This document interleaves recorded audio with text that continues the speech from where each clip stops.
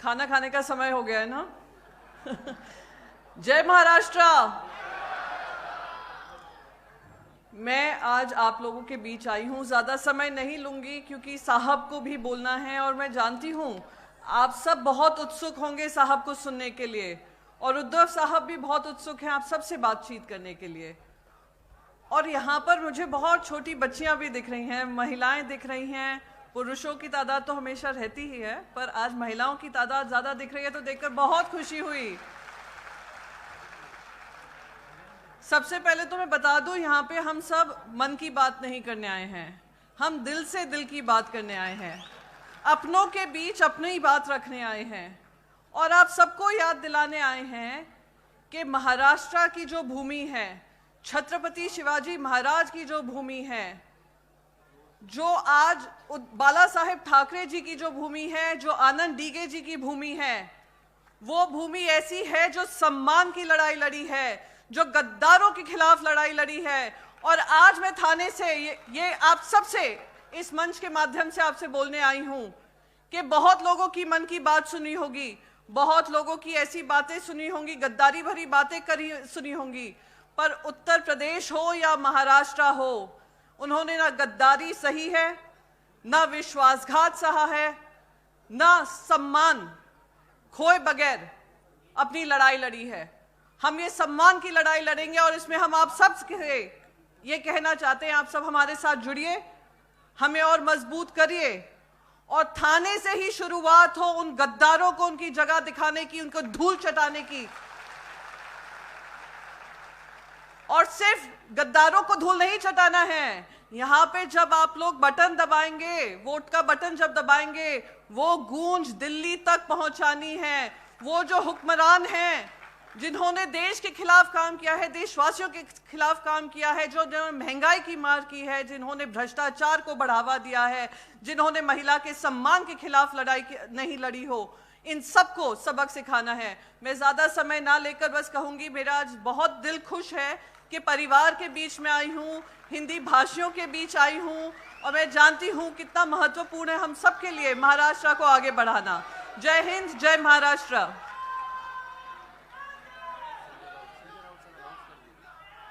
जोरदार तालियों के साथ स्वागत कीजिए संजय राउत साहब, जो यहां पर आए हुए हैं। राष्ट्रीय सांसद, राज्यसभा संपादक, दैनिक समाचार पत्र, और थोड़ी देर में जिनका इंतजार हम लोग सब कर रहे हैं वो यहां पर तशरीफ लाएंगे, और जैसे ही वो आएंगे आपको हम सूचित करेंगे। लेकिन निश्चित रूप से सभी निगाहें उसी तरफ झुकी हुई है जहां से उस शख्सियत को राजन विचारे जी लेकर आने का प्रयास करेंगे, जिनका बेताबी से इंतजार करती हुई आज की भीड़, खचाखच भरा हुआ ये रंगायतन का स्टेडियम या ऑडिटोरियम कहिए, पूरी तरह से ऊपर भी भीड़, नीचे भी पूरे, और पूरे जो लेन्स हैं, कतार्स हैं, उसमें भी आप लोग सभी बैठे हुए। मैं आपको शुक्रिया तो अदा करता हूं, लेकिन थोड़ी ही देर में यहाँ पर माननीय उद्धव जी ठाकरे साहब यहाँ पर तशरीफ लाएंगे, और जैसे ही वो आएंगे जय घोष के साथ हम उनका स्वागत करेंगे।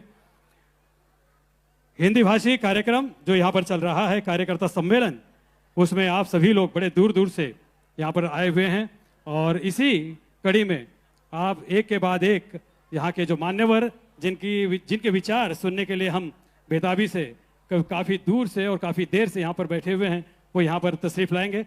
सही मायनों तो ये कार्यक्रम पिछले रविवार को ही किया जाना था, लेकिन शुक्रवार को आप जानते हैं रायगढ़ जिले के इरसालगढ़ गांव में जो हादसा हुआ, जो भूस्खलन के कारण जो अनेक निष्पाप गरीबों ने अपनी जान गंवाई, तो वहां पर उद्धव जी ठाकरे साहब ने सूचित किया, एक रिक्वेस्ट की कि ये कार्यक्रम को हमें आगे बढ़ाना चाहिए, और उसे ध्यान में रखते हुए ये कार्यक्रम आज शुक्रवार के दिन यहाँ पर हम आयोजित कर रहे हैं। और आज ये सभी मान्यवर यहाँ पर आए हुए हैं। इरसाल वाड़ी गांव में जो हादसा हुआ था भूस्खलन के कारण, उसके वजह से ये पिछले रविवार का ये जो कार्यक्रम है इस शनिवार यहाँ पर किया जा रहा है। और जोरदार तालियों के साथ, गूंज के साथ, उद्धव बाळासाहेब ठाकरे, बाळासाहेब ठाकरे, उद्धव बाळासाहेब ठाकरे। कोण आला रे, कोण आला? अरे कोण उद्धव साहब आगे बढ़ो, उद्धव साहेब आगे बढ़ो. हिंदुत्व सम्राट सरसेनापती बाळासाहेब ठाकरे यांचा विजय असो. जय भवानी.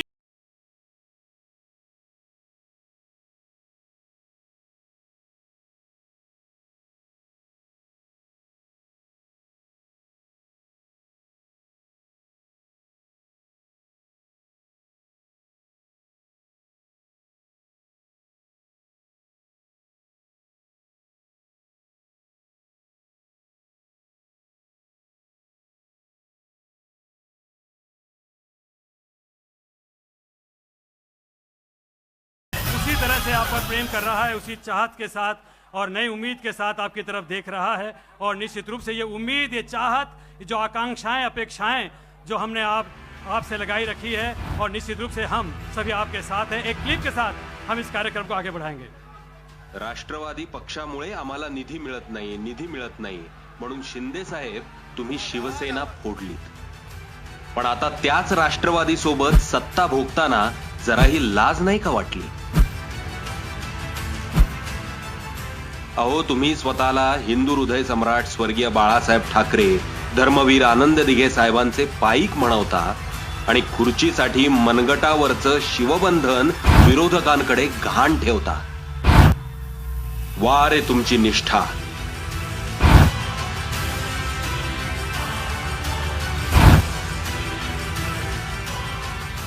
मी एकनाथ संभाजी शिंदे ईश्वर साक्ष शपथ घेतो की महाराष्ट्र राज्याचा मुख्यमंत्री म्हणून.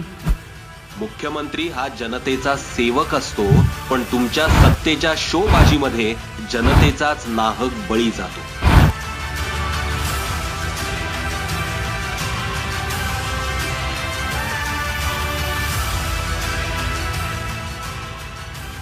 साहेब, महाराष्ट्रातला शेतकरी अजूनही चिखलगाळ उपसत आहे. तुमची मॉडर्न शेती टीव्हीवर दाखवण्यातच तुमची यंत्रणा मग्न आहे. काय तो हायटेक शेतकरी. या घडीची अत्यंत मोठी बातमी, राजकीय वर्तुळातली मोठी बातमी. एकनाथ शिंदे यांना धनुष्यबाण हे चिन्ह मिळालंय. शिवसैनिकांचं पवित्र असणारं शिवधनुष्य चोरलं. शिवसैनिकांचा आश्रय असणाऱ्या शाखा चोरल्यात. शिवसैनिकांसाठी पवित्र असलेले धर्मवीर आनंद दिघे साहेबांचे आनंदाश्रम चोरले आणि त्यावर तुम्ही स्वतःचेच नाव कोरले. वा रे तुमची गुरुभक्ती. पण मुख्यमंत्री साहेब, तुम्ही बाळासाहेबांनी, दिघे साहेबांनी आम्हाला शिकवलेली एकनिष्ठता ती कशी काय चोरणार हो? हीच एकनिष्ठता आता येत्या निवडणुकीत संपूर्ण महाराष्ट्र तुम्हाला दाखवणार. हा शिवसैनिक आता जिंकेपर्यंत लढणार. उद्धव बाळासाहेब ठाकरे ह्यांच्यासाठी आणि ह्यांच्यासह लढणार. क्रांतीची मशाल धगधगणार आणि सत्याचाच विजय होणार. जय महाराष्ट्र.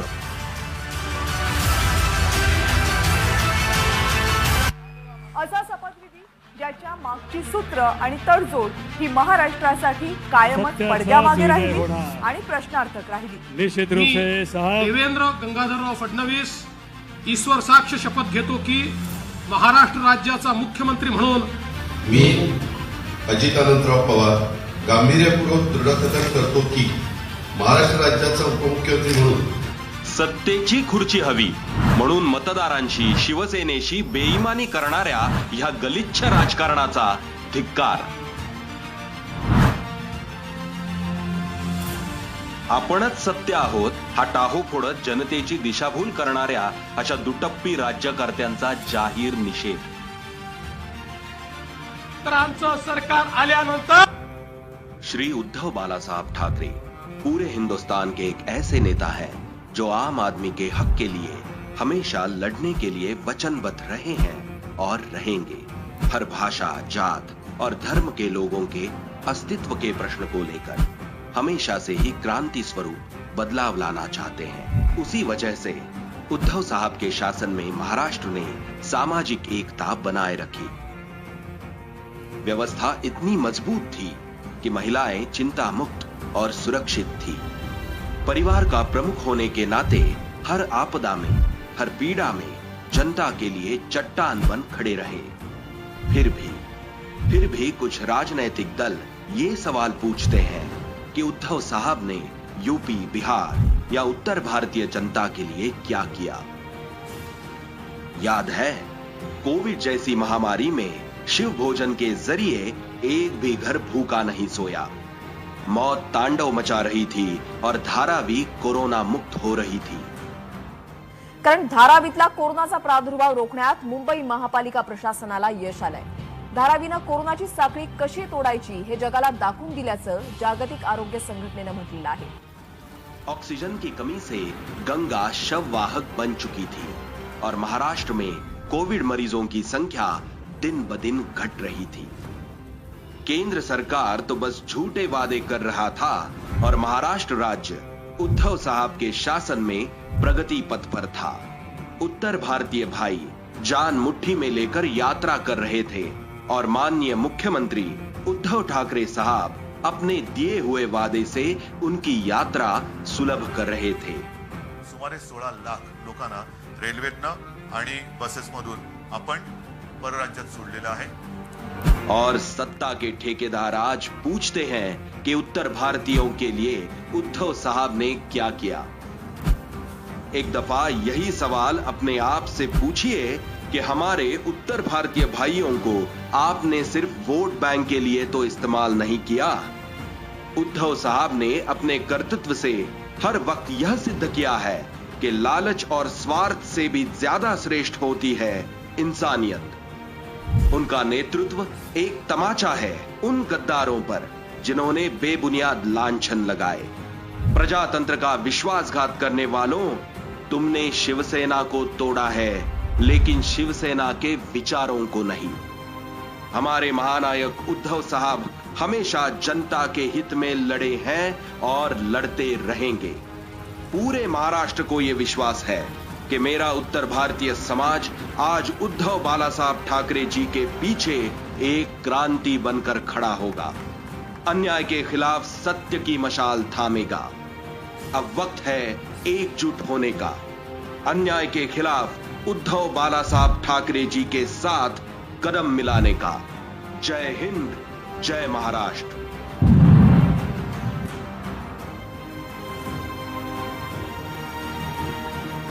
अब माननीय शिवसेना प्रमुख उद्धव जी ठाकरे साहब को मैं दावत देता हूं, आमंत्रित करता हूं कि वो स्टेज पे आए।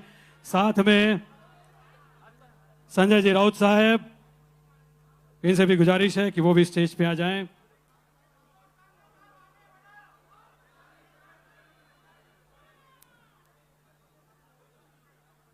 उद्धव ठाकरे आगे बढ़ो, उद्धव साहब आगे बढ़ो। हिंदुत्व सम्राट सरसेनापती बाळासाहेब ठाकरे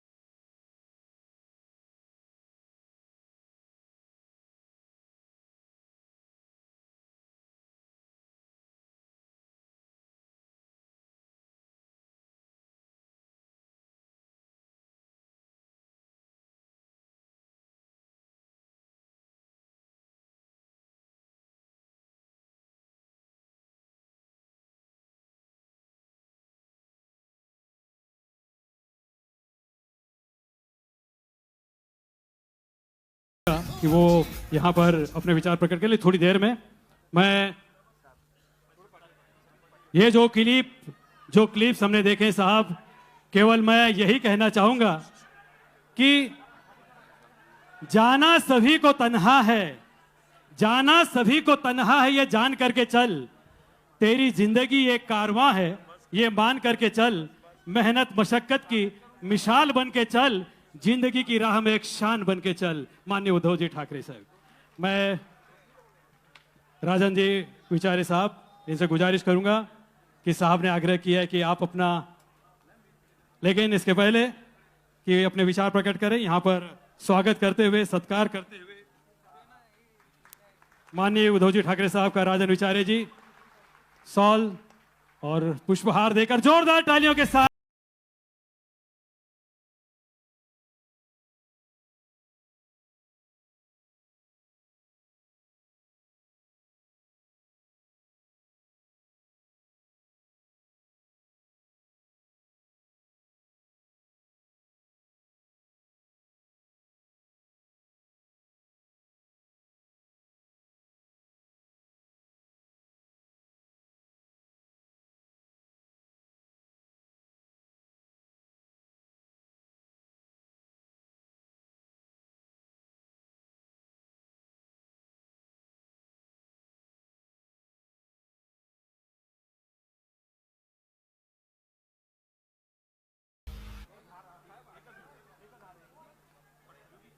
ये सब प्रेम है साहब आपके प्रति लगाव है, झुकाव है, समर्पण की भावना है यहाँ पर ठाणे कर की, जो आपको यहाँ पर एक पुष्पहार यहाँ पर अर्पित कर रहे हैं। और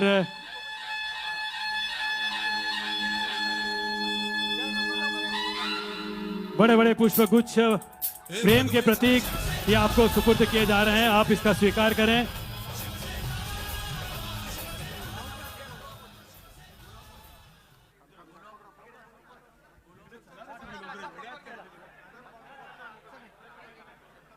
ज्यादा वक्त न लेते हुए माननीय संजय राउत जी को मैं यहां पर दावत देता हूं कि वो आए, अपने विचार साझा करें।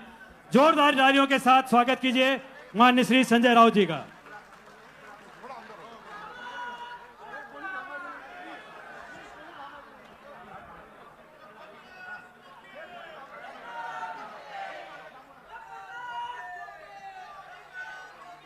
ये 50 खोके हिंदी में क्या बोलोगे आप?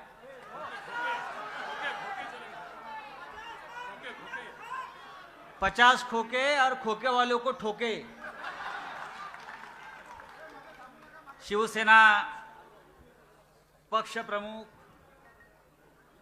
आदरणीय उद्धव ठाकरे जी, व्यासपीठावरील शिवसेनेचे सर्व मान्यवर, सभी मान्यवर, आज मैं उद्धव जी के साथ ठाणे शहर में आया हूं। जे ठाणे शहर नुसतं ठाण्याचं नाव काढलं तरी माननीय बाळासाहेब ठाकरे आणि धर्मवीर आनंद दिघे यांच्या नावानं रोमांच उभे राहतात। हे ठाणे शहर आहे। ठाणे शहर म्हणजे ठाणे शहर का मतलब है निष्ठा और कुछ नहीं। जिस ठाणे शहर ने शिवसेना को सबसे पहली सत्ता दी, भगवा झंडा लहराया, वो ठाणे शहर है। और जब हम इस गडकरी रंगायतन में आ गए, ये गडकरी रंगायतन भी बाला साहेब ठाकरे जी की देन है। और इस गडकरी रंगायतन में आज मैं देख रहा हूं, राजन विचारे जी, मैं देख रहा हूं वही निष्ठा है, वही श्रद्धा है और वही ताकत है।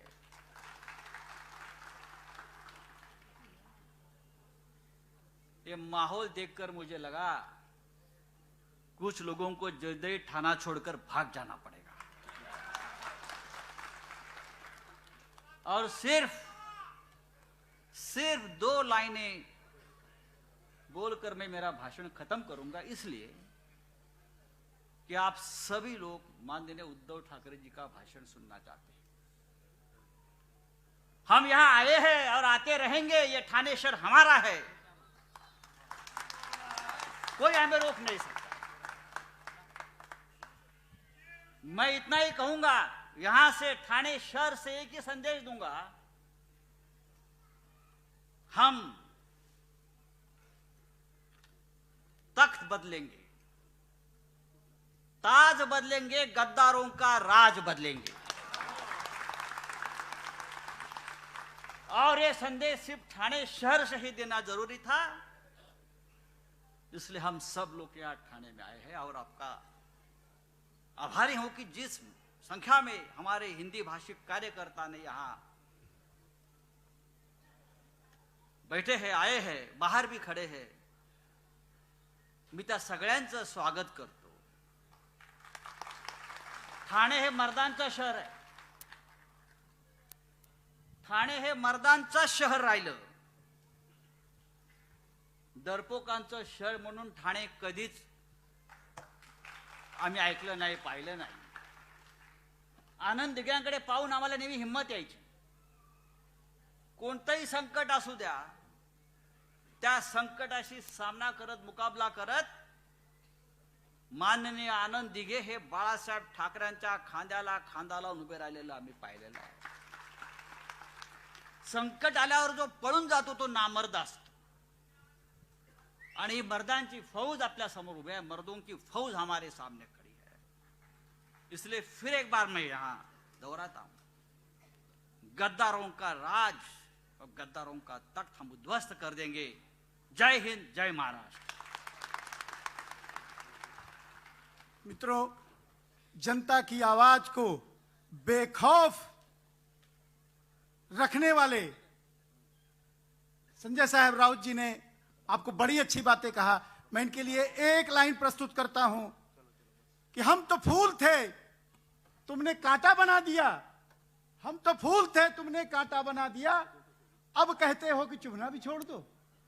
भारत माता की, दोनों हाथ ऊपर करके भारत माता की।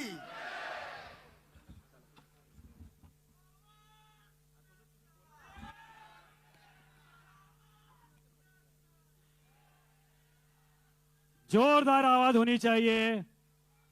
आवाज कुणाचा, आवाज कुणाचा। भारत माता की, भारत माता की।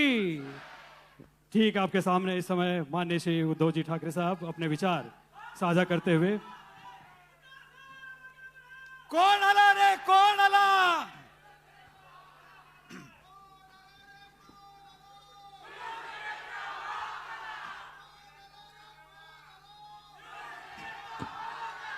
जमलेल्या माझ्या तमाम हिंदू बांधवांनो, भगिनींनो आणि माता,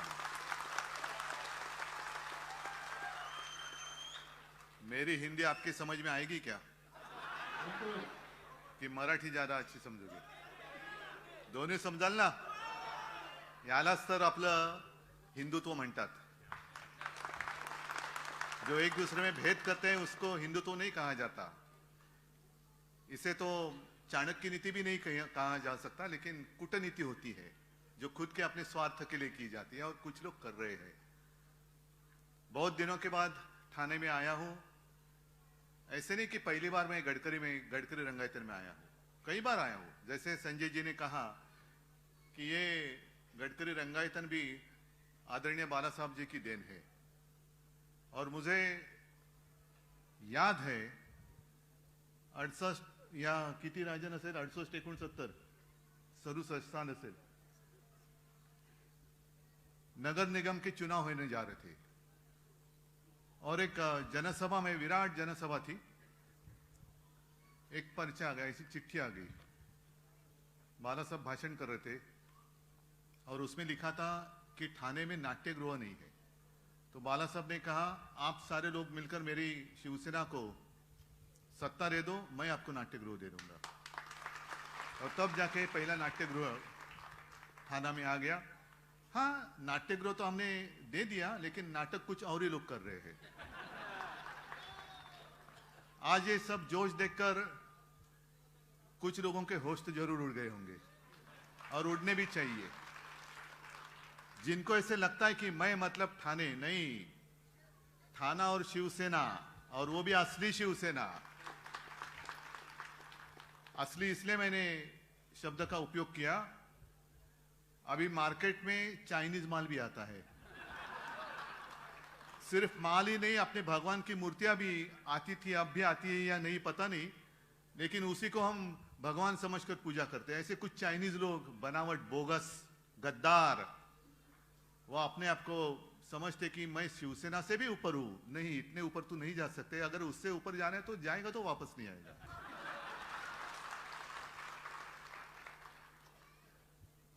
राजन और राजन के सारे साथी, आप भी मेरे सामने बैठे हैं, कट्टर शिवसैनिक है।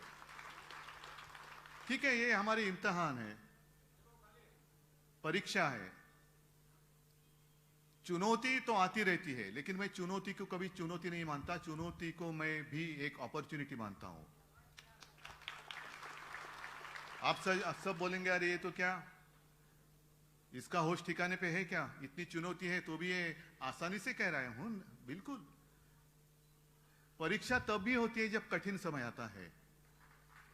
जो भी लड़ने के वक्त साथ रहते हैं वही असली साथी होते हैं, वही असली सैनिक रहते हैं, जैसे आप मेरे सामने बैठे थे। कुछ भी कोई भी देने, जो बात आपने कही ना, 50 खोके 50 खोके एकदम ओके। अरे जिस सरकार का जन्म ही खोके में से हुआ है तो वो क्या हमें न्याय दे दे। फिल्म अभी आपने देखी, उसमें एक सवाल पूछा गया था कि अच्छा युबी आहे, मला वाटलं युबीटी आहे, स्पीकर वरती म्हणून म्हटलं हे कुठून आलं। शिवसेना ने और उद्धव ठाकरे ने उत्तर भारतीयों के लिए क्या किया, बताओ आप। अगर मैंने कुछ किया नहीं होता तो आप यहां आते क्यों। और जो भी प्रश्न या सवाल पूछने वाले हैं उनका उत्तर, उसका उत्तर तो आप उत्तर भारतीय ही उसका उत्तर देंगे। मैंने कभी, हाँ, मेरे भी आवाज सुनाई दी, मैंने भी मुख्यमंत्री पद की शपथ ली थी और उसमें संविधान के आधार पर मैंने ली थी, और उसमें मैंने कहा था ये शपथ कि मैं किसी के साथ भेदभाव नहीं करूंगा, भेद नहीं करूंगा। आपस में लड़ाई क्यों करनी है। हाँ, यहां जो कुछ मैं कर सकता था कोरोना के समय में मैंने बिल्कुल किया, और इसलिए मैं हमेशा कहता हूं ये मेरा सौभाग्य है जो और किसी के नसीब में नहीं है। महाराष्ट्र की जनता मुझे अपने एक परिवार का सदस्य मानती है, मेरा सौभाग्य है। और इसमें सारे लोग आए, हिंदू तो ही है, क्या आप लोग हिंदू नहीं है। अच्छा, हिंदुत्व की बात करें तो हिंदुत्व का मतलब क्या है। मैं कांग्रेस के साथ गया, हाँ गया खुलेआम गया, आधी रात में जाकर चोरी छुपे मीटिंग नहीं की। पहले एक सवाल मैं उनसे पूछना चाहता हूं कि हमें कांग्रेस के साथ जाने के लिए मजबूर किसने किया।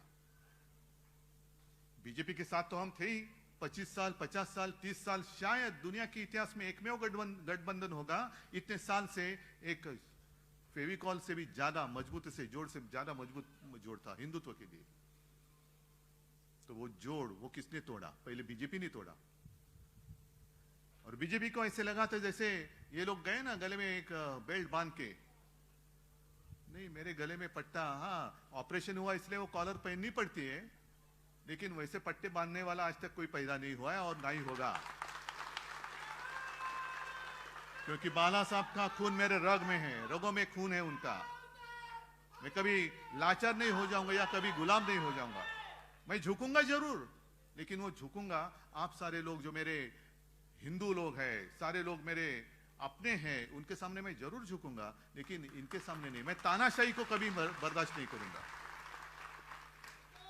और मैं हमेशा कहता हूं हिंदुत्व हिंदुत्व है क्या, हिंदुत्व क्या है। मैंने तो हमेशा कहा है, जो मेरे पिताजी कहा करते थे, सिर्फ मंदिर में जाकर जो घंटा होती है ना, घंटा बड़ौनारा हिंदू, वो हमारा हिंदुत्व नहीं है। हमें तो आतंकवादियों को पीटने वाला हिंदू चाहिए, उसे हम हिंदुत्व मानते हैं।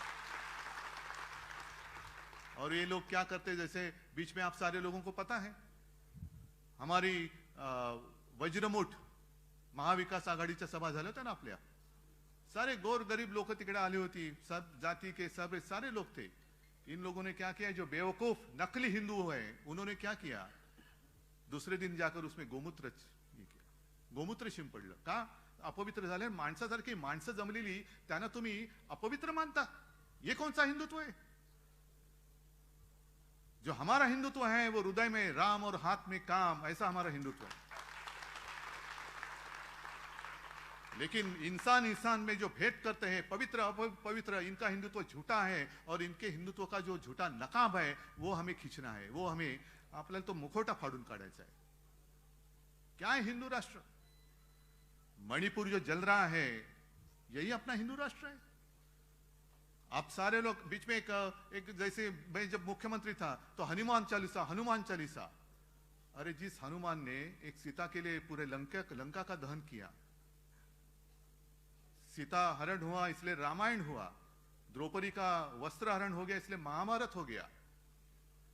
दुख की बात तो यही है कि जब द्रौपदी का वस्त्र हरण हो रहा था तो धृतराष्ट्र बैठे थे वहां राजा, लेकिन उनकी तो दृष्टि नहीं थी, दृष्टिहीन थी। आज की सरकार वहां जो बैठी है वो क्या धृतराष्ट्र है? अपने ही देश में मणिपुर में 2 महिलाओं के साथ जो किया गया वो तो सिर्फ वीडियो सामने आए इसलिए पता चला। वहां के मुख्यमंत्री कहते हैं ये ऐसी चीजें तो, ऐसे घटना तो बहुत हुई है। शर्म आनी चाहिए, शर्म आनी चाहिए। राष्ट्रपति महिला है, वो भी आदिवासी है, क्या कर रही है? मैं महामहिम राष्ट्रपति जी से पूछना चाहता हूं, राष्ट्रपति महोदया, आप जिस देश के राष्ट्रपति हो उस देश में महिलाओं की इज्जत हर चौराहे पर लूटी जा रही है, आपको कुछ संवेदना नहीं है? वहां की राज्यपाल महिला है, कुछ कर नहीं रही। अरे हमारे यहां जो राज्यपाल थे कैसे मस्ती करते थे, भेजो उनको वहां पे। मंदिर खोलो, ये खोलो, वो खोलो, क्या इतना आसान था क्या वो कोरोना का संकट? लेकिन ऐसे राज्यपाल वहां क्यों नहीं भेजते? और मैंने तो कहा था कि जैसे जिस वक्त हमने इंडिया पूरे, मैं विरोधी विपक्ष की एकजुट नहीं मानता, जितने सारे देश प्रेमी हैं उन सारे लोगों की जो एकजुट हुई है उसका नाम हमने दिया इंडिया।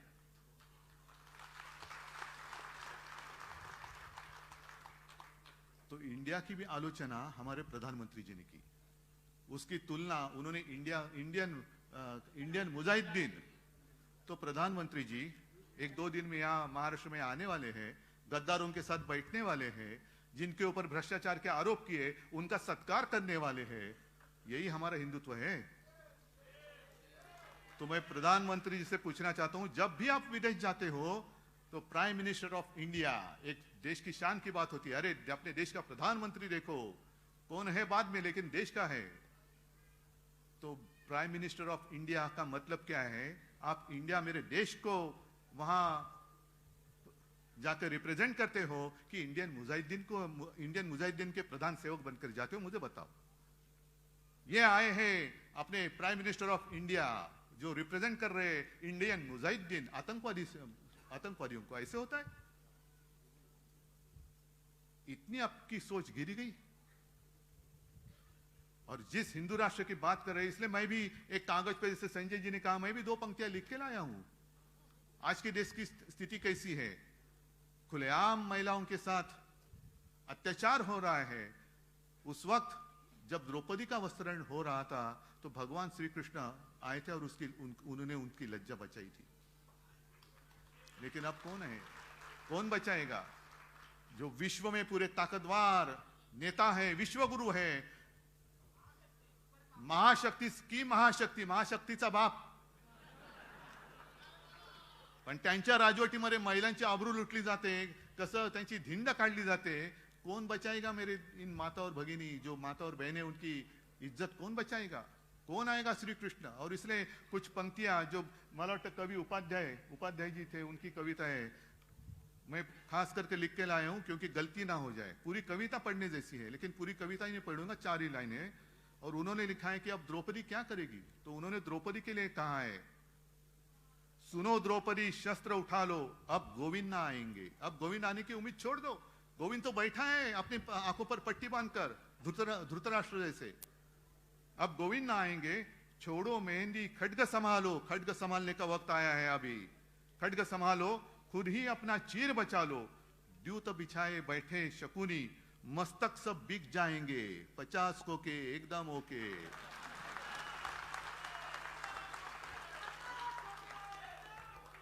मस्तक सब बिक जाएंगे, सुनो द्रौपदी शस्त्र उठा लो, अब गोविंद ना आएंगे।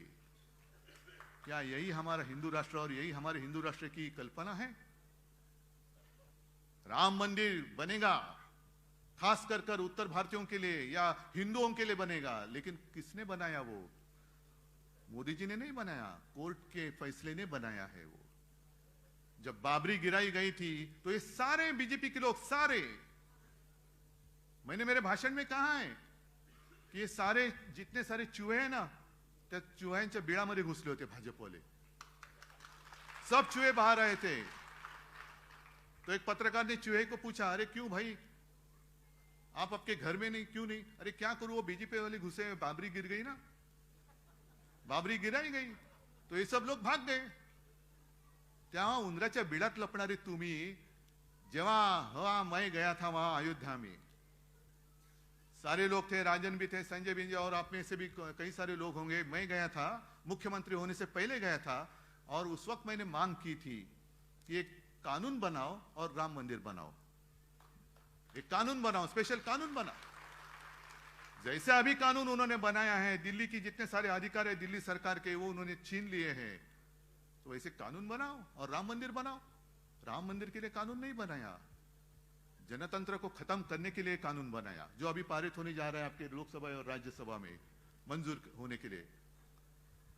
तो कहां गई आपकी हिम्मत? क्यों नहीं कर रहे हिम्मत? मणिपुर भी मैंने कहा ना कि वहां शांति करनी है तो भेजो ना ईडी इनकम टैक्स सीबीआई को, भेज दो, वापस आते ही के देखो।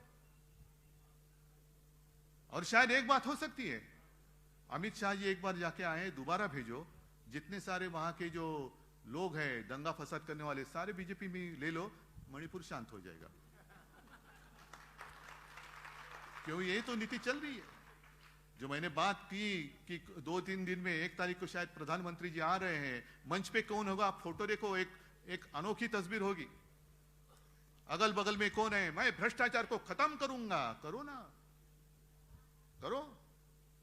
लेकिन जिनके ऊपर आपने आरोप लगाए 70,000 करोड़ के भ्रष्टाचार के, उन्हीं को लेकर आपने महाराष्ट्र की सरकार जो शिवसेना तोड़कर आपने बनाई थी, मजबूत थी, तो भी और मजबूत करने के लिए उनको तोडा। क्यों? और कोई मिला नहीं आपको? और कोई मिला नाही? म्हणजे असं काय आहे का की चिखल उगवायला दुसरीकडे असला तो मळ आणि भाजपाला आला की कमळ? का कमळ फुलवाला तुम्हाला मळ लागतोय? सगळे भ्रष्टाचारी दिखा, तू भ्रष्टाचार कर रहा है, आजा आजा मेरी गाड़ी में बैठ जा।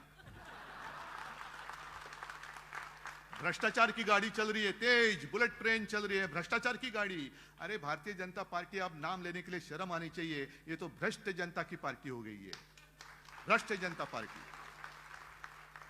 क्या आपका शासन है कहां? और अभी कैसे होता है कि जब भी चुनाव आते हैं तो इनको सारे पुराने साथी याद आते हैं। जिस वक्त अपनी मीटिंग चल रही थी इंडिया की, तब उनको याद आ गया, अरे अपना भी ऐसा कुछ था ना, तो किसी ने बताया हाँ था ना, क्या नाम था उसका? एनडीए। हाँ तो चलो एनडीए की मीटिंग बुलाओ। एनडीए में कितने सारे लोग बैठे थे, सब आधे अधूरे। नहीं, आधे अधूरे इसलिए कहा कि मैं भी 2 मीटिंग के लिए गया था, पूरी शिवसेना मेरे साथ, मैं आज भी पूरी शिवसेना मेरे साथ ही है।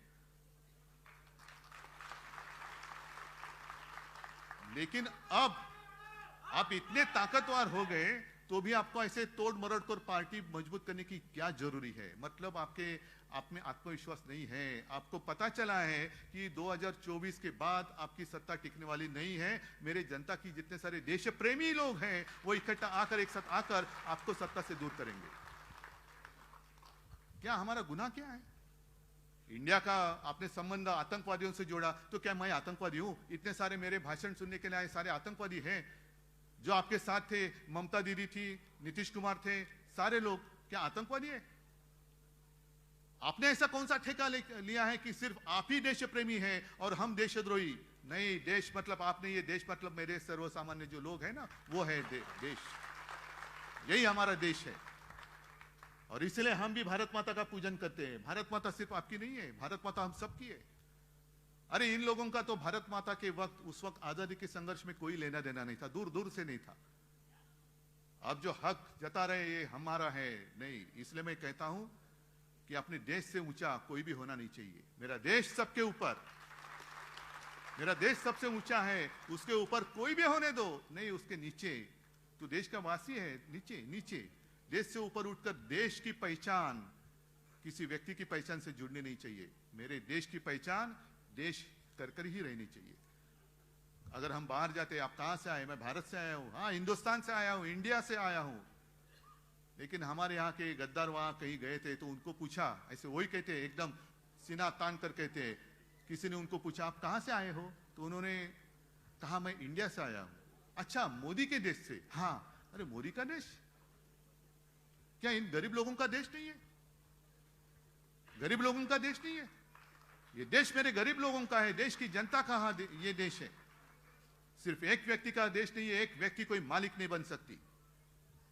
और इसलिए मैंने कई बार कहा है, अब जो एक चर्चा इनका क्या होता है, जब चुनाव आते हैं तो आपस में लड़ाई लगा देते, हिंदू मुसलमानों की लड़ाई, आपस में जाति पाति की दीवारें खड़ी करती है। आप लड़ते रहो, हम राज करते रहेंगे और विकास के सपने दिखाएंगे।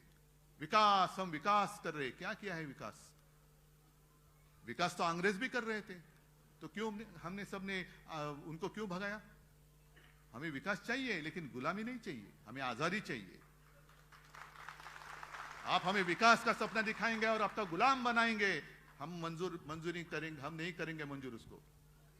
हम नहीं गुलाम होंगे, हमें विकास करना है और हमारे देश की जनता काबिल है अपना विकास करने के लिए।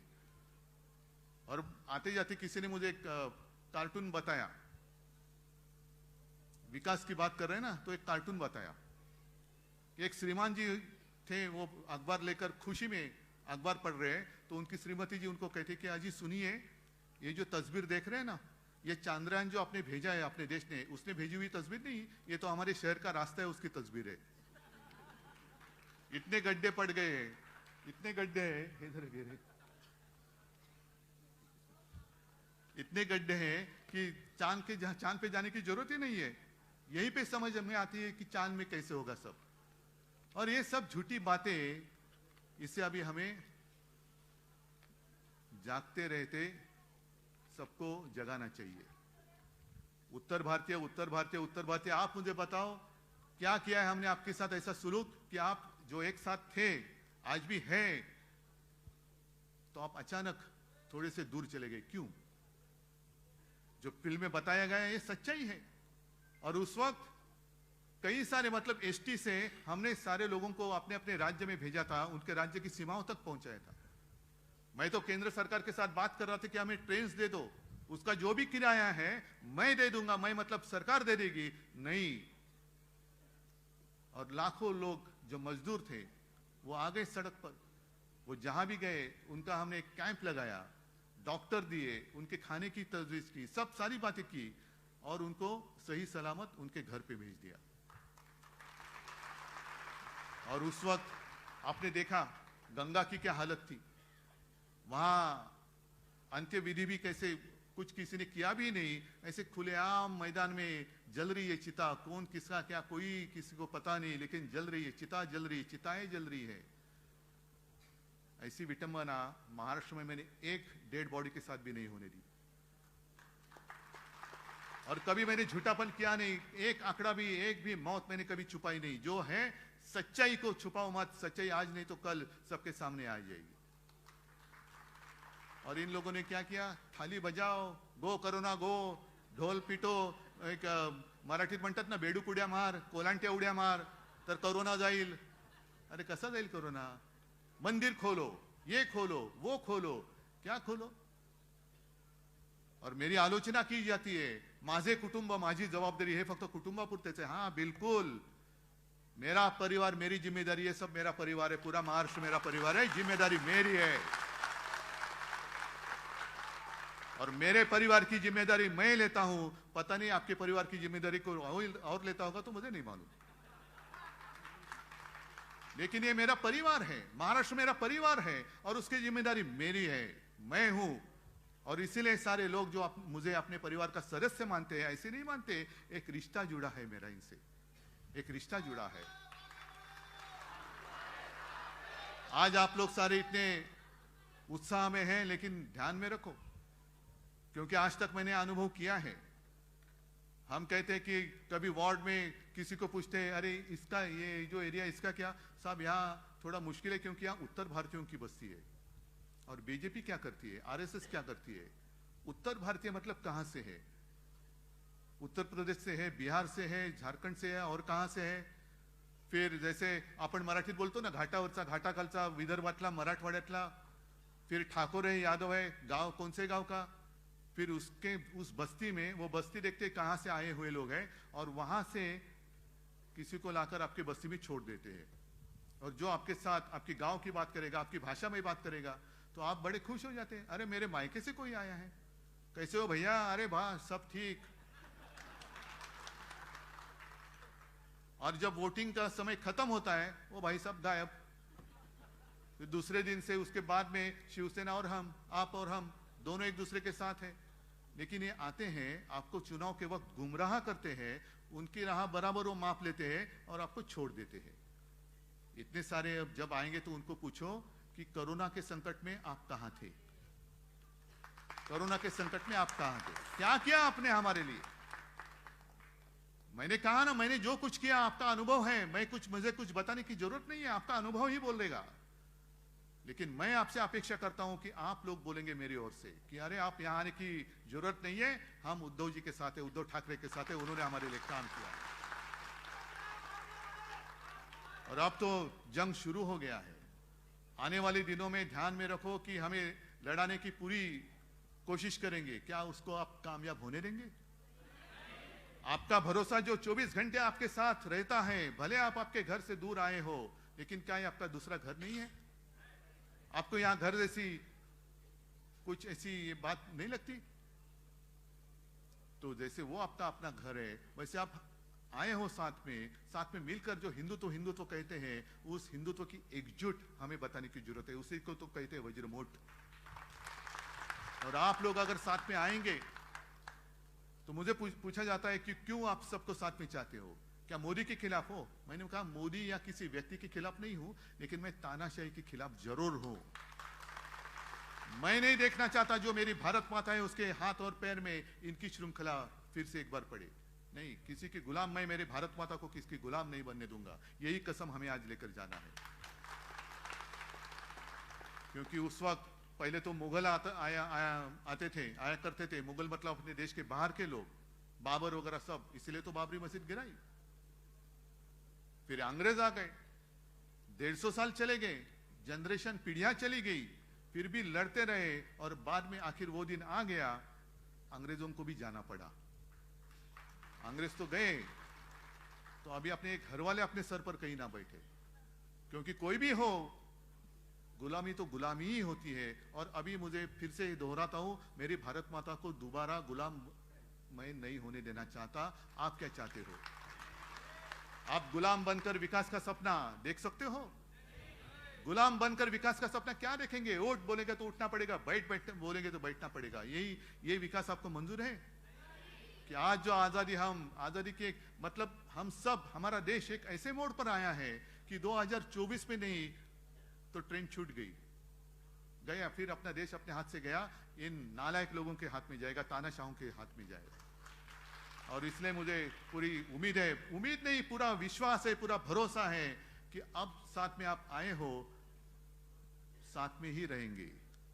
भले कितनी करनी है कोशिश करने दो, लेकिन हमारी जो एकता है उसको हम टूटने फूटने नहीं देंगे, और मेरे भारत माता को हम आजाद ही रखेंगे। यही हम शपथ लेते हैं।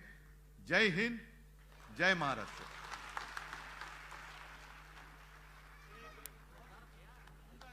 हेलो, एक महत्वपूर्ण घोषणा मैं करना चाहूंगा कि यहाँ पर कुछ समाज के लोग आए हुए हैं, पाल धनगर सेवा समाज और अग्रहरी समाज। लेकिन उसके पहले हिंदी भाषी समाज की तरफ से माननीय साहब को एक तस्वीर राम प्रतिमा देकर प्रभाकर सिंह पप्पू जी और उनके सभी सदस्य को वो उनका सत्कार करेंगे, स्वागत करेंगे। राम प्रतिमा देते हुए प्रभाकर सिंह पप्पू और उनके साथी। ये आप सभी से गुजारिश है कि यहां से हिले नहीं, क्योंकि थोड़ी देर में राष्ट्रगीत होगा, उसके बाद कार्यक्रम की समाप्ति होगी। उनके सहयोगी यहाँ पर हिंदी भाषी समाज की तरफ से राम प्रतिमा सुपुर्द करते हुए माननीय उद्धव जी साहब को। सभी भाइयों से अनुरोध है, अभी राष्ट्रगान होगा, उसके बाद जाएं। आपसे करबद्ध अग्रणी प्रार्थना समाज- है कि आप राष्ट्रगान के बाद ही यहां से जाएं। इतनी देर आप लोगों ने अपने धैर्य का परिचय दिया है, तो आपसे हाथ जोड़ के प्रार्थना है कि पाल धनगर राष्ट्रगान सेवा के बाद संस्था ने जाएं। अपना समर्थन यहाँ पर दिया है। ये लेटर आप ले जाएं और सभी मित्र अपनी जगह बैठ जाएं, राष्ट्रगान होगा, उसके पाल बाद ही जाएं। समर्थन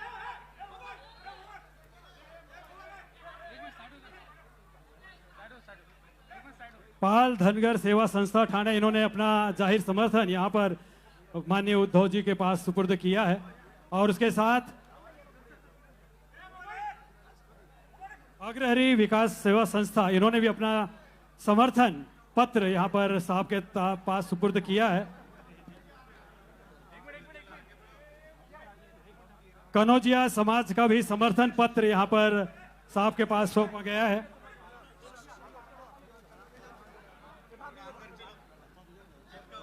धोबी समाज कनौजिया युवा संगठन फाउंडेशन ठाणे मीरा रोड, इनके तरफ से भी गुड्डू कनौजिया, राजू कनौजिया, राम भरोसे, मनोज कनौजिया, संदीप और महेश कनौजिया, इन्होंने समर्थन पत्र साहब को सौंपा है। सैनिक फेडरेशन महाराष्ट्र राज्य, इनका भी समर्थन पत्र यहां पर साहब को सौंपा जा रहा है। सैनिक फेडरेशन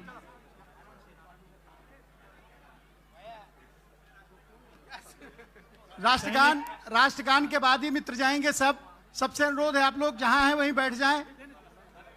2 मिनट में कार्यक्रम खत्म हो जाएगा। सैनिक फेडरेशन ये अपना समर्थन पत्र यहाँ पर साहब को सुपुर्द कर रहे हैं। सभी समाज ने अपनी अपनी तरफ से यहाँ पर शिवसेना के प्रति अपने लगाव, प्रेम और झुकाव को प्रकट करते हुए अपने समाज के समर्थन पत्र यहाँ पर सुपुर्द किए हैं। और भाई जरा संयम रखें, राष्ट्रगान के बाद ही जाना है सबको। राष्ट्रगान होने के बाद ही सभी लोग यहाँ से जाने की मेहरबानी करें। राष्ट्रगीत होगा और राष्ट्रगीत के लिए मैं जो यहाँ पर रंगायतन की जो समिति है, प्लीज प्ले द राष्ट्रगान। मनोरंजनाचं प्रबोधन, करमणुकीचं उद्बोधन, बातमी अचूक, माहिती बिनचूक, पाहत रहा राजमुद्रा न्यूज लाईव्ह।